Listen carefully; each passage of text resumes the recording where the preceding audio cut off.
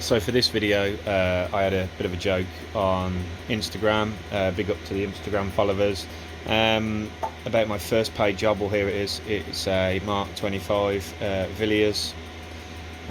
I got the grand total of £10 for this. Basically, it was to shame my mate into repairing his ATCO mower. He bought it as a project he was going to do one winter about 10 years ago, and she says, look, she's either going to sell it or he's going to get it done. So this is really to shame him into getting it running. This is how I'm handing it back. To find out how it goes, what I did to it, watch the video. So like I say, big thanks to the subscribers. It's gone quite well lately, mainly to the heater video, I suppose, that you can hear running at the moment, ticking away. For those of you who keep asking me, the heater has been absolutely sound. I haven't played with settings, I haven't done anything. It's still running exactly as it is in the video. I've not cleaned it, I don't run it on flat out before turning it off. That's it. Anyway, happy Christmas to you all. If you don't celebrate Christmas, whenever your festive season comes round, or whatever you celebrate, all the best to you. First glance, exhaust missing. Air filter, I would imagine, would have a steel gauze in there as opposed to foam. That's missing. Compression is very, very poor. So I'm hoping it's just head bolts loose or something of the sorts. It has a really nice primitive kickstart here with the return springs failed. So we'll probably fix that. So that fits onto little teeth there. The sprag clutch inside there is working. It's working a treat. We've got the flywheel here, and the nut is captivated within there, which is a nice touch. Magnets seem to be all there and in good condition. There's no cracked fins, so I'm just hoping this flywheel is off this engine, but we will see. It just looks a little bit symmetrical. The points are here. We haven't checked the coil. When he said he's not so sure that this is the back plate, the stator plate for this engine either, but he believes it is because he bought it second hand off eBay. Quite what he's bought himself here, I'm not too sure. But I'd imagine there'll be some sort of condenser in the back. The points are missing. Wiring is extremely poor, and like I said, the coil hasn't been tested yet. Oil steel's still there. And finally, we have the cowl, Villiers Mark 25. The cowl's in reasonable condition. So this is by no means a restoration of any description at all. This is to get the engine running, give it back to the bloke, receive some pocket money and a bit of interest along the way. The coil is removed from the back plate, and I've desoldered the wires. The insulation had gone, and they've become quite brittle simply bending them, and they're snapping. It's clearly been repaired before because it was quite a messy soldered joint. So that's what we're left with there. That's the one end of the coil, and that's the other end of the coil. Now, a quick way, although not the correct way, is to simply meter across the coil. Obviously an open circuit is a bad thing, so if it says 1 as it does now, or if it says 0 as it does there, means you've got a problem with your coil. You shouldn't have either of those two readings. So an open circuit or a fully closed circuit, you've got a problem. You should be using either an old Avo or a Mega, but I don't have either. So simply with a multimeter, go from that point there, that's your HT lead, to where your low voltage goes in there, and this is on the 20,000 setting, so that means that's 2,800, which is about what you'd expect for a coil of this size, and engines that I've done previously are around there, 2000 to 4000. Whether that's absolutely correct or not, I don't know, but all we're looking for is to get this engine running, and then he's happy. So like I say, you should have done that with a Mega, because you haven't proven the insulation under load. This is just a resistance check, that's all it is, but at least you know you're not barking up the wrong tree.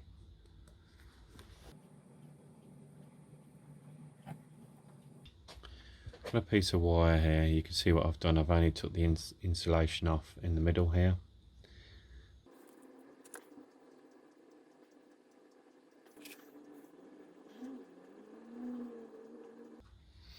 You have to be really careful doing coils. You just need a really hot iron and really quick, because it's got like a resin bond inside. You can see at the end here, obviously the paper outside, and you don't get many shots before you screw this up. And it's over the top of the plastic as well, so you don't want the plastic flowing into your joint. So we're just going to check this again just to make sure I have a similar circuit, and that the solder did do the job. So I've reassembled the coil onto the back plate. I came across this little setup on eBay, the whole shaboodle. It was out of a Seagull outboard motor, which obviously is Villiers based. All the part numbers match everything, and I paid just over £8 for this, and it even come with a little cover as well, a little brass cover, which was previously missing, along with a lot of other bits, loads of nuts and bolts and things like that. What we've got to do now is take this damaged wire out of here. Again, the insulation's gone at quite a bad point as well, and then feed this new wire through. I feel that I'm going to regret doing this, but we will do our best.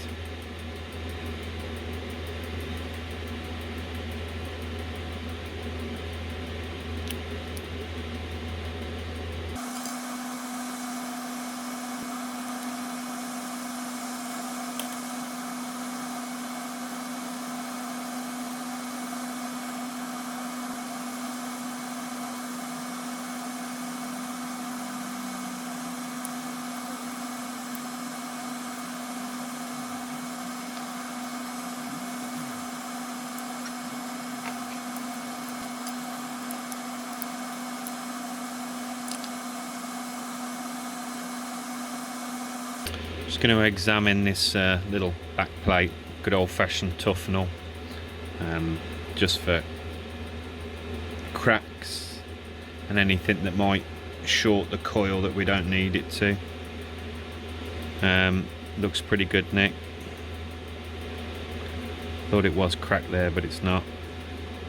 So that can go back in after a little clean. What we've got to do now is carefully, if we can, desolder this.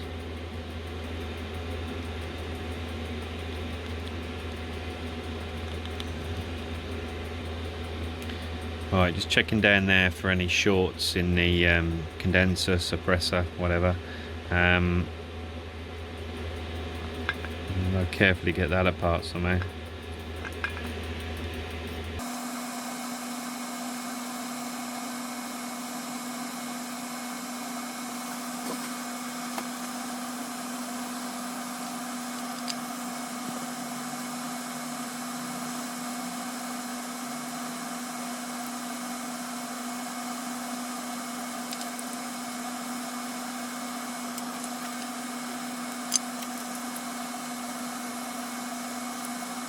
Just trying to clean these points up because I haven't got no new ones, and you see the arcing that's gone on here.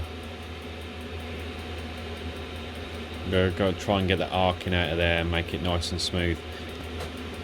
I've plumbed for a stone in the end, nice fine stone, and it's coming up now, the arcing's coming out.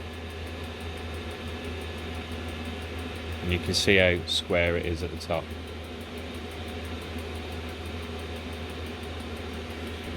And now exactly the same on there now. I'm going to clean this one up with the stone. it's nice and clean. There is a slight pit in the centre, but it's very, very deep, and by the time I've took that out, it will be a considerable way down there. So we've just done the best we can with what we've got. Just going to give the bore down there a little lube. I'm going to be careful you don't put too much in there, and again here in the bush where the points move.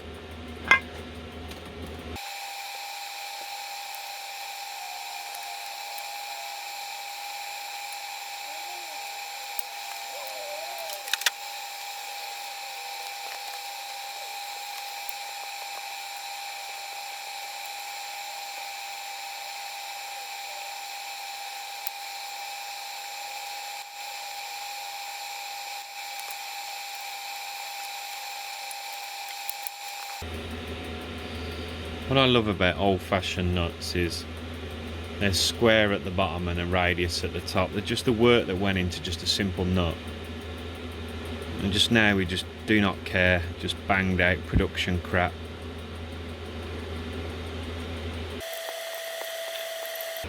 A little bit of corrosion build up on the shaft here, so we're just going to give it a quick lap in.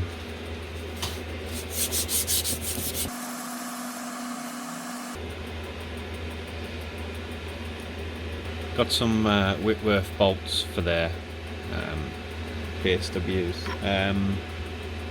It's lovely getting all the old Imperial threads out again, and the 316 Allen key. Reminds me of being an apprentice again and all young again, so enjoying this a bit more than I thought. These would have originally been slot heads in here, but I don't have any shallow head slotted. But we're going to have to just do with these cap heads, which were, I think, left over from an old crank grinder that I used to have spares for. Just going to put a bit of oil on as well, just to help the seal over. A little lip seal in there. We don't want that picking up.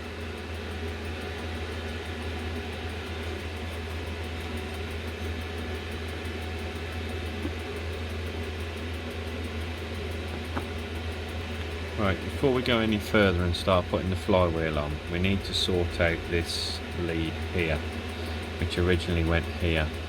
That is for a kill switch, which is just basically two prongs are on the back plate there, and a piece of spring steel just shorts the coil out to earth. Now this, as I said before, earths the coil out.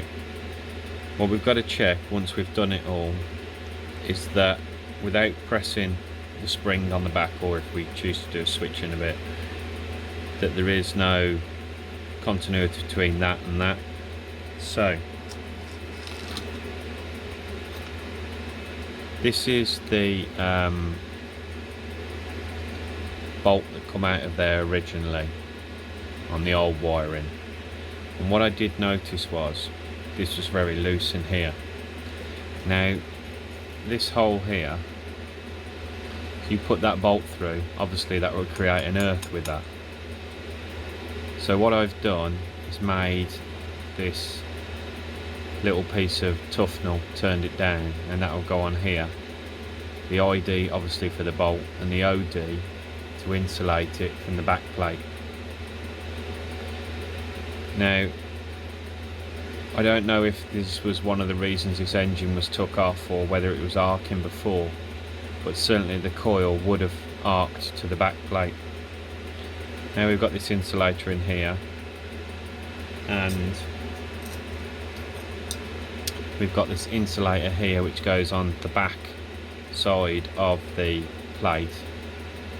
This bolt now will have no continuity to the back plate unless you choose to make that with the switch. So I've bought a lead off rather than the correct spring, although yes, have the correct spring loaded one on this, but this Mark 25 is on an ATCO mower. From what I can make out, it's a brass plunger, a little brass strip which earths the actual spark plug itself. and it doesn't use the feature here. This is great. So you simply got your end cut flush, screw that into there, and then that simply screws into there, and that's what makes your connection. That should actually fit in there. We'll get in there when it comes to it. And then it presses, just simply presses onto the top of the little coil here. A little plate there. Doesn't actually make an actual physical mechanical connection, any screwed connection or anything, just simply presses on it. So what we're going to quickly do now is put the flywheel on. We're not going to worry too much about timing with top dead centre or off top dead centre, wherever you got to set these up. It's just simply to prove that the coil's any good and that the whole assembly here that I bought is any good, and we are getting a short to earth stroke a contact clean brake without anything being going into the stator plate. So we're going to pop the flywheel on now. One thing we never checked when I bought this little unit here was the little condenser at the back. The purpose of a condenser is to give you that snap of a spark, like kind of like a capacitor, I suppose. Without those, and when they tend to fade, you can still get a spark, but it tends to be a weak spark and not a clean snap of a spark. So this will also prove that now. We're going to do it very rough, like I say. We're not going to time this up, we're just going to lob this on. I'm actually cleaning the flywheel while we're talking here. So there's no bits in here now. So there we go, that's all had a light clean up with a bit of lapping paper all around here, just give it a quick clean. I've gently cleaned up the bore of there as well, and cleaned up the surface, little bit of tarnish on here. The sponge here, you have to watch how you put these flywheels on, because it's rare that you can get one of these second hand with that actual little sponge there. That's had a very light coat of 3-in-1 oil. Remember the old oil from back in the day? See, had a bit of that on it. So we're going to put this on now. Like I say, we're not timing it up with the piston. We're just going to see if we've got a spark before we go any further. So let's get this on. Just holding back the points. Right, the highest point of the lobe that lifts the contact points, I've found it now. What I'm just going to do quickly is just put a gap in those points, just there. I'm not interested in the size at the moment. I know roughly what points look like. It's just to prove we get a spark before we start doing all the timing.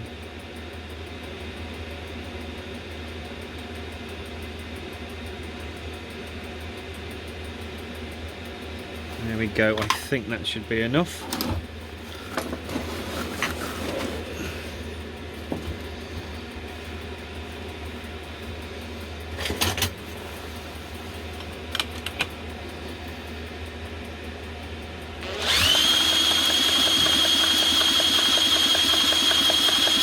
And that is quite an amazing spark for a guess.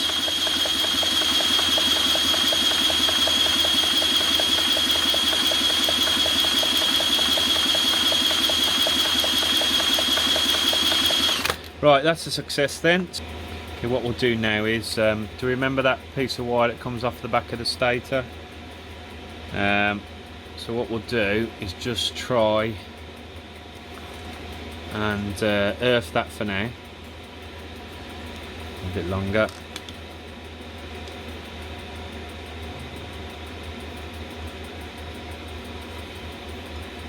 And then hopefully this will work and we won't have a spark now.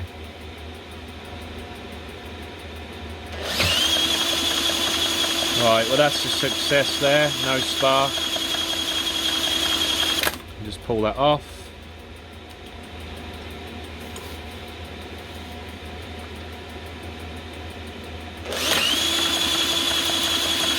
And the spark's back.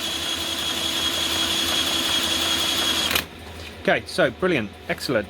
So what we'll do now is we're going to time up the flywheel correctly with the piston. Okay, we're coming to the magneto timing here, and this is a copy of the manual found online for the Mark 25. The magneto is timed so that the contact breaker points commence to open when the piston is 3/16 before top dead centre. A rough check on the position can be made without removing the cylinder head by observing the position of the keyway on the drive shaft when the points are just opening. The keyway should be 20 degrees before top. Accurate timing can only be done when the piston is visible. Now, that is indeed true with this engine. Originally, when I first read this, I was reading it in bed, and I thought, well, why not stick a depth gauge through the spark plug hole and just simply subtract one from the other, do your 3/16 metric conversion if you want to, and set it that way. And the reason being for that is the cylinder is here and the spark plug hole is here, so you could never ever get down on it. So I didn't want to have to do this, but we're going to take off the cylinder head. If we're going to set it, we're going to set it properly with 3/16. What we're not going to do is start guessing it off keyways and 20 degrees and all that. So we're going to take this off, and yes, we are going to reuse the gasket if there is one in there. So the next step, let's get this head off.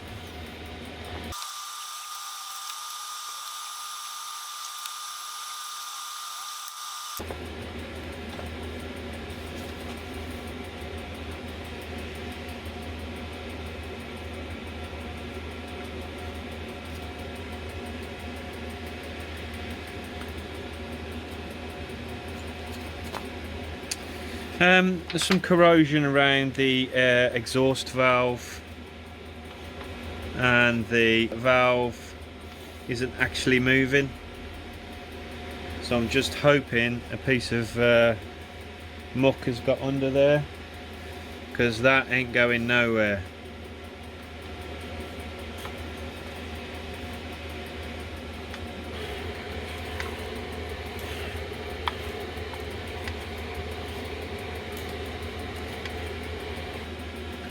That is absolutely solid.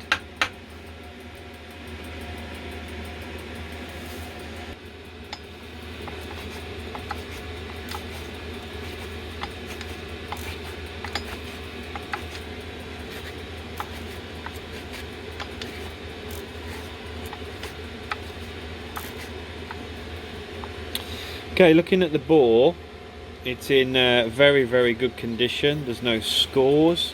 There's no excessive glazing, there's no steps. It's running its standard piston still. There's no piston slap at all. Even at the top, it really is quite a nice bore in there. The valve seats are good. They could do with a regrind, but they're not too bad. A little bit of corrosion on the exhaust as discussed. How did I free the exhaust valve? Well, I just couldn't video it. Craftsmanship that I'm not proud of, but it did involve a soft-faced mallet and some penetrating oil. It's just too shocking to talk about. The head's had a quick clean, but I notice there is quite a build-up of carbon here on the threads, which leads you to believe that the engine has been running for quite some time on the incorrect spark plug. Now we look at the length of thread here. It looks like an 18mm. And you can see the spark plug is very, very shallow in the head, so this would have had very poor running, very poor burning of fuel, which might account for quite the build-up of soot that was in here. That was like loose soot as opposed to like a carbon build-up. It was just like clutter. So yeah, we've had some very poor burns going on in here. Okay, if we look here, it says that it should have a Lodge CB3, which is a discontinued spark plug now. But the CB3 is a long reach spark plug. It's got a lot of thread on it. And the equivalent to a Lodge CB3 is a KLG ML50, and that's exactly what I've ordered from a reputable person where I've bought lots of my stuff for classic bike parts from before. So we're just going to wait for that to come. In the meantime, we're going to set the timing and we're going to clean out the head thread, spark plug thread. Now, as you may remember, the points it says should open, the contacts should open 316 before top dead center. So this engine, so there's top dead center, you can actually feel it on the cam as well when you get it in between the valves. So it's on the intake stroke there, and that's the end of the exhaust stroke. So you get it on that point, you can actually, it's easier to find using the cam as opposed to that stroke, your compression stroke, where it's much harder to find. It doesn't kind of centralize itself. So if you get it on that stroke there,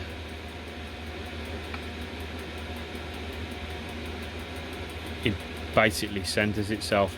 So 316 before top dead center, you have to allow for what's already in there, that lip that you've got, kind of like a squish lip. You've got to allow for that, so you've got to add that onto your 3/16. Now, as a rough guess here and a little test, what I have noticed is a marking here and on the flywheel. We don't know these stators and flywheels are the correct one for this engine. It's just chucked in a box. Already we've proven that the contact set that was with it was wrong, and arguably why add the earth lead coming off the original coil? Why would you need that on the ATCO Mower when it has the brass point? But just as a little experiment, I've lined up this line here with the line on the stator with the engine at top dead center. So what we're going to do now is set that to 3/16 and the additional gap that's there now. I'll probably have to convert it to metric because it's easier. And then we'll see if that's where the point's breaking out of interest, although the manual bears no reference to these sort of markings.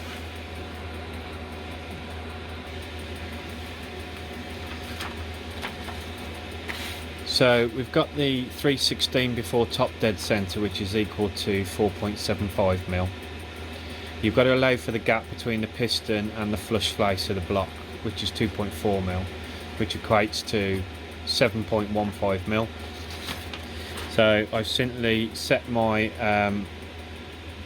vernier to, well, near enough 7.13, brought the piston up to it,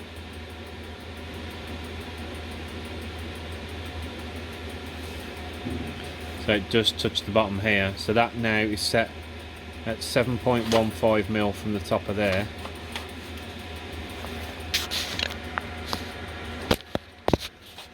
And if we come down to the contacts here,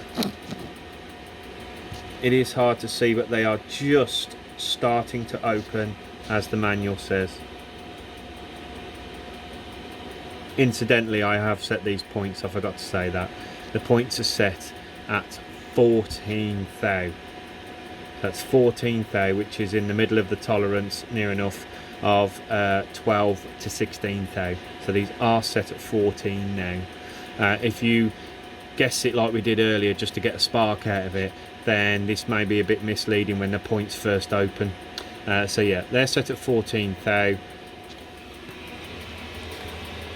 That's 7.15 mil. There's the arrow before it reaches top dead center, and that is arguably the 20 degrees that it says as a guesstimate when you use the output shaft. So that's a nice little thing. If you see those markings, top dead center on there, set that to top dead center. When it's there, it is the correct setting. So bonus.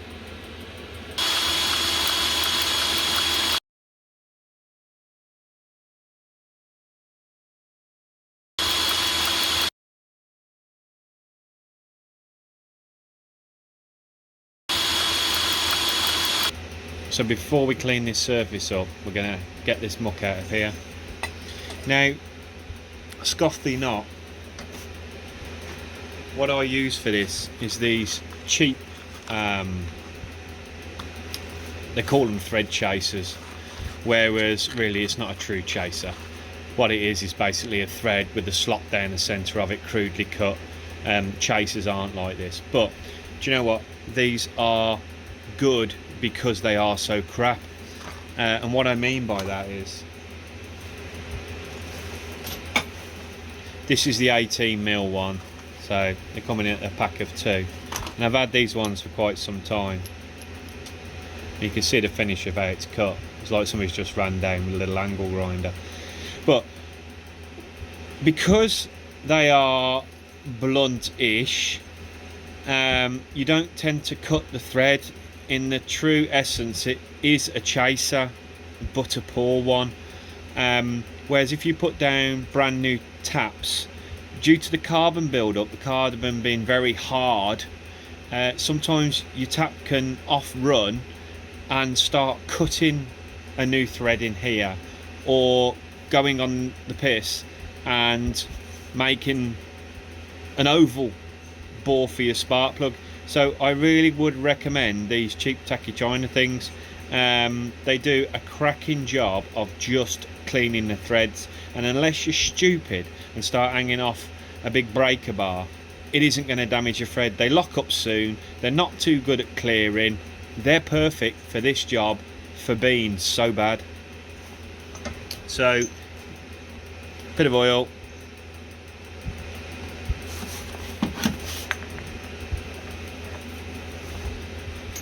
Never go from the other side, the combustion side, because you're just asking for a world of hurt.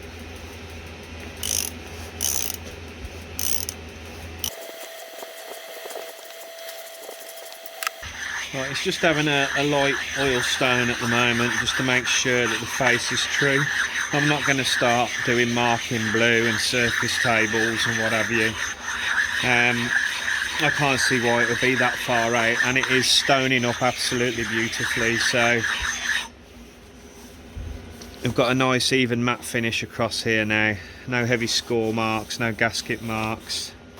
Seems to be a very true head.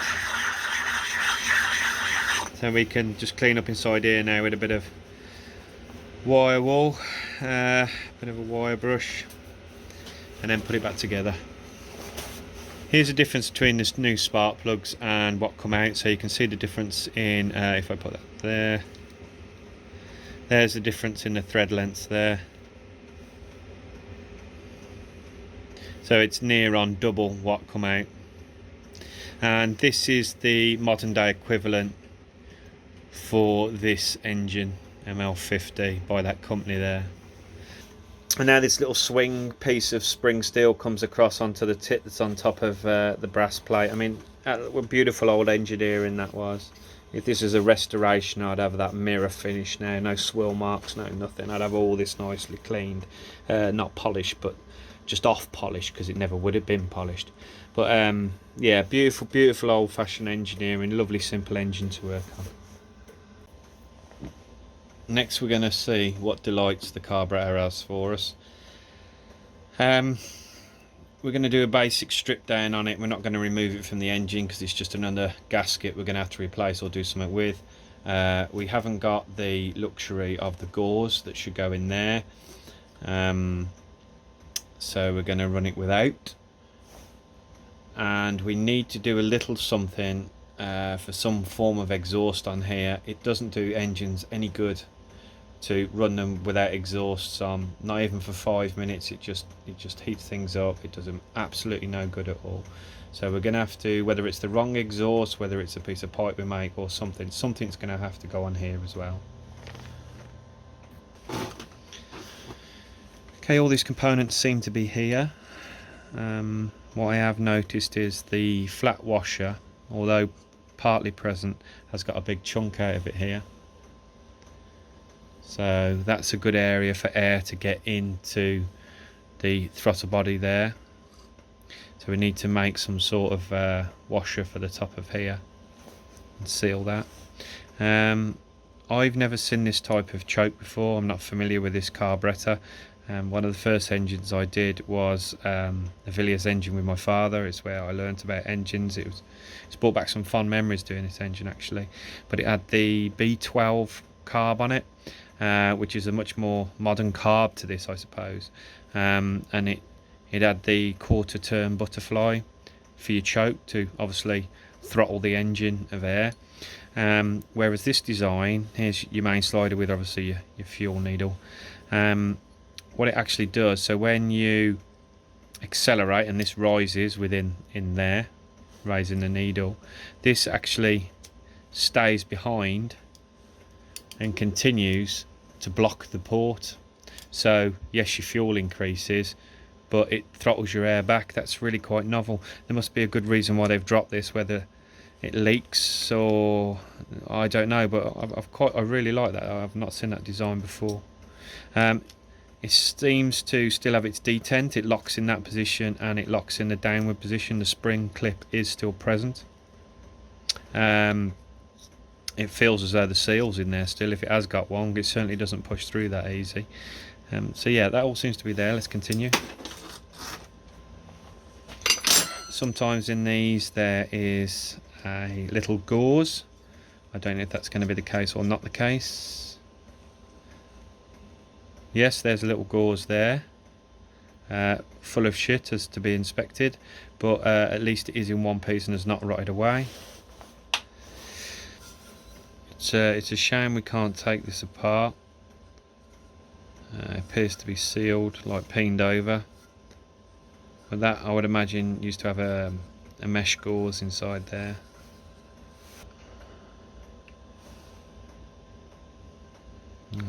That's better than I expected. Oh, good old bit of PTFE tape around here.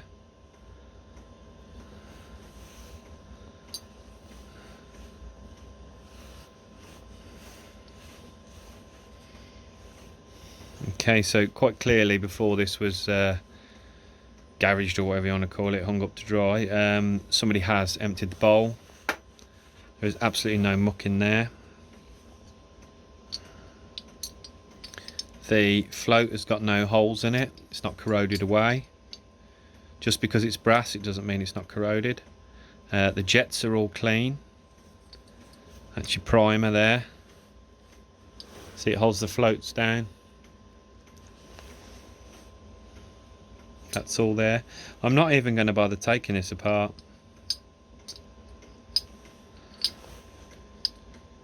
Where am I? Yes, I am. Yeah.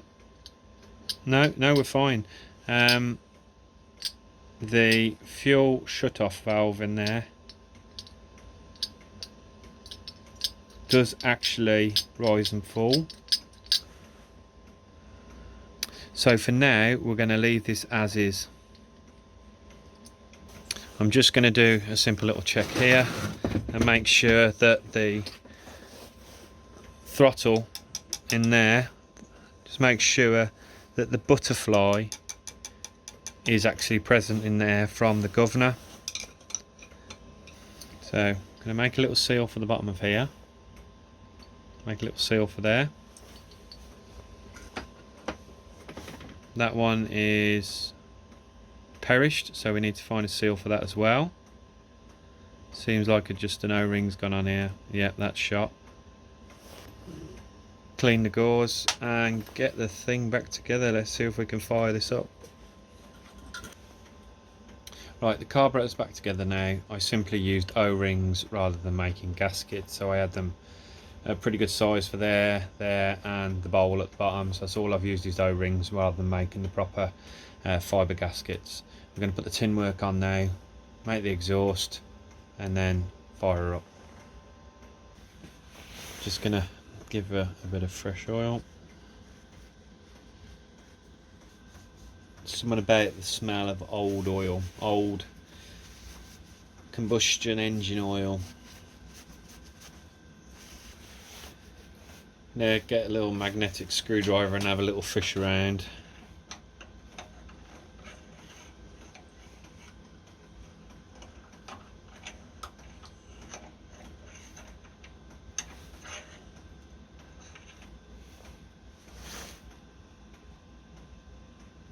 No, looking good. It's actually quite good. It's turned into a grease at some places, but like no aluminium in there.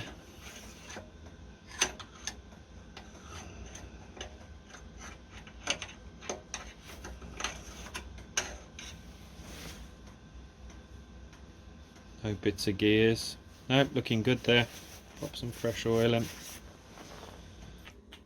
Next we're going to make the exhaust.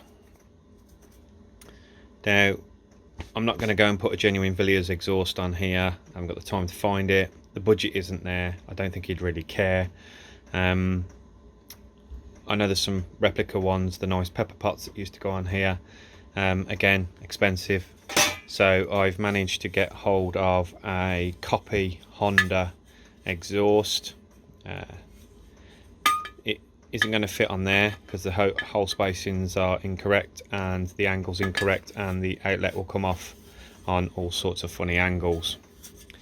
So as said before, this is a run video, this is not a restoration video. So we are going to cut that off there, make a new flange for the exhaust there, adapt this pipe with a bit of tube I've got here, some tube, make that fit on there.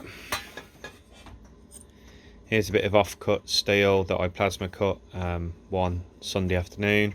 For those of you who follow on Instagram, you will know how this ended up the strange shape that it is. So we're going to weld that onto there and then weld the rest of the exhaust. So I've just a second welded this, you see it's still smoking. I've gone for quite a hot weld on this because I want it to melt into the tube. I left the tube about 2 mil below the surface, 2 to 3 mil. This is quite thick plate, so that allows us to form more, penetrate more into the tube and down the sides. So it was ran with quite a low wire feed, quite a high amperage, never what you would normally use for this tube, and it's come out rather well. So it stayed quite flush below the surface. So we're simply just going to give this a flatten over with a sanding disc, and then we're going to cut out the shape, and then we'll just check it for squareness afterwards. Then we could probably do with losing another 3/4 of an inch there, bring that in a bit and stop it just before the intake manifold.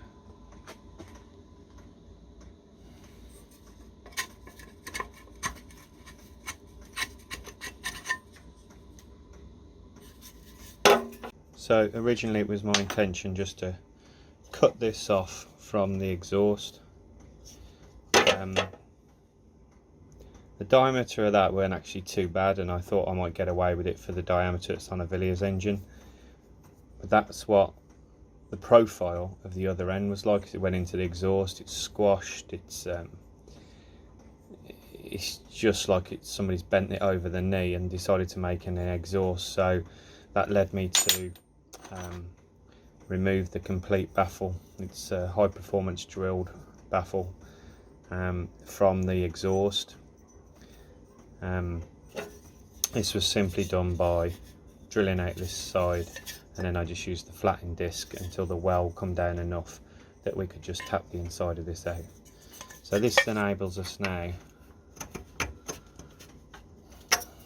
to insert the full length into here and weld ours up rather than butt jointing it. We need to put a flat washer across here so we can plug weld it here, and we need to drill this across here for the baffle, and I'm probably going to spend as much time as they did drilling this one. So there's the original, and that's the more performance enhanced guesswork. So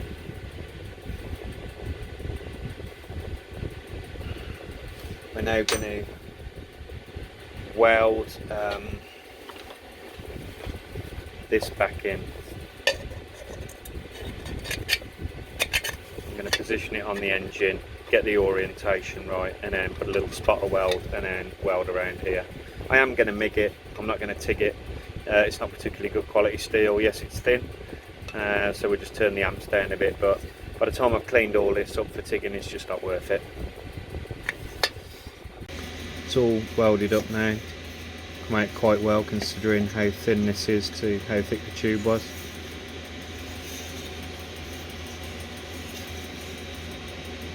So I'm going to give this a little tickle with some paint, put the shroud back on the guard here, and then we're going to fit it. So we got a little syringe, no fuel in it at the moment, still run dry, the carb's dry. It's all together now, oil's full. What I'm going to do now, it's earthed out on the coil here, so we won't be generating a spark with this little wire here, and we've got no fuel in it like it would start anyway. So we're going to just spin it up at the moment with the electric drill, get the oil round, get the compression built up.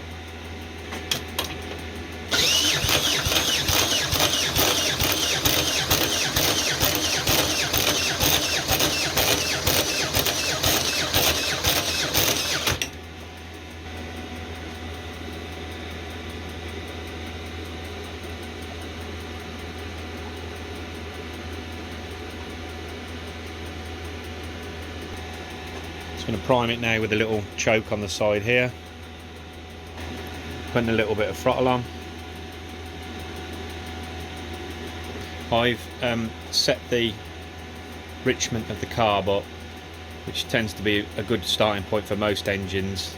I'm sure many would disagree, but I've always just done it 1.5 turns out.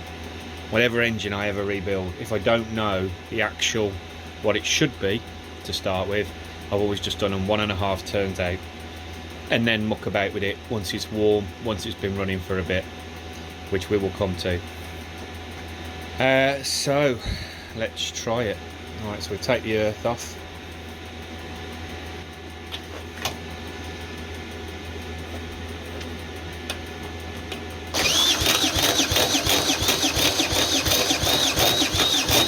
Come on baby, talk to me, come on.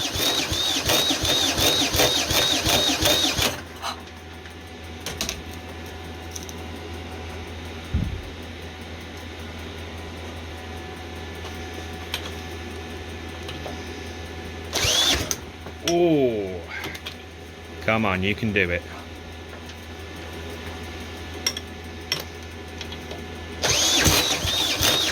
Come on.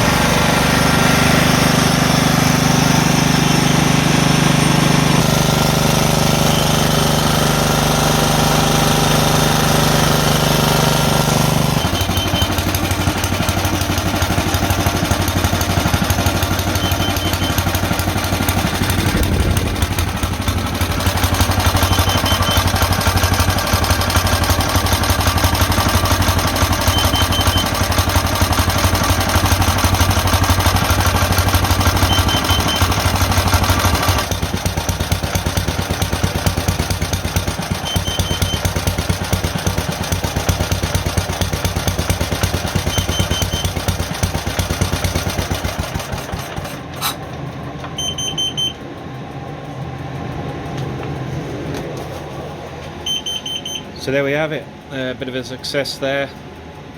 Runs quite nice for an old girl. We've also tested the CO detector. That's working correctly. All in all, it's a win. Thanks for watching. See you on the next one.